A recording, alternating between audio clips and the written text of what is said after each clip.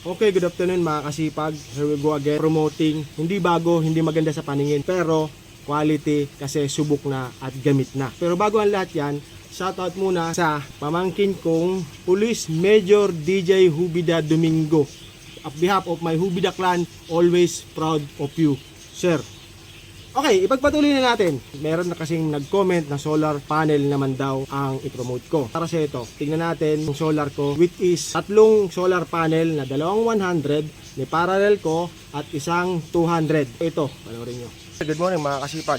Solar naman tayo ngayon, which is tatlo yan. Isang 200 watts at dalawang 100 watts. Hindi bago, talagang gamit ko na yan almost 3 to 4 months. Yan ang ginagamit kong solar dun sa tatlong battery ko. Itong 200 watt kasi laki ko yan. At itong 100 watt na dalawa na hanggang balikat ko. So yan dalawang yan, pinarallel ko, which is 200 watts. At ito ay single 200 watts. Yan ang ginagamit ko dito sa battery kong tatlo. Gaano nga ba kalakas ang pinapasok ng solar na yan sa aking battery everyday kapag mainit ang araw?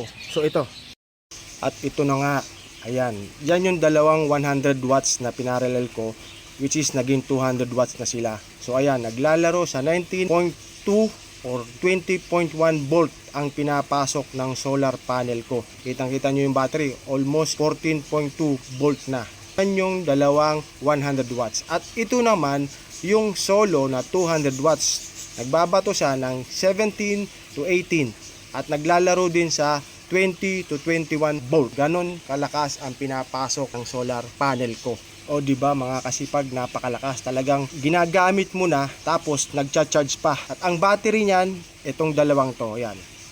At ayun na nga, nakita nyo na yung pinapasok ng solar panel ko. Ang kaya niyang ipasok is 20 to 18 volt pag sobrang init at hindi siya bumababa sa 15 volt. Hindi ko na talaga binidyohan pa kasi nasa taas ng bubong.